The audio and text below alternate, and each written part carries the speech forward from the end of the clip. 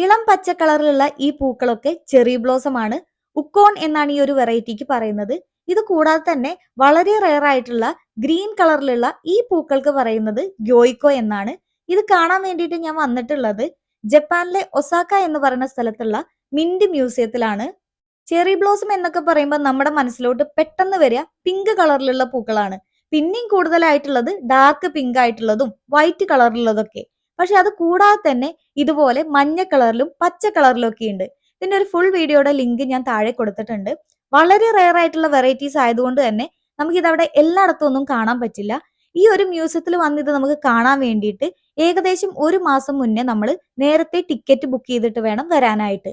ഈ ഒരു മ്യൂസിയം ആകെ 7 ദിവസം മാത്രമാണ് ഓപ്പൺ ചെയ്തു തരിക സാക്കുറ കാണാൻ വേണ്ടിയിട്ട്.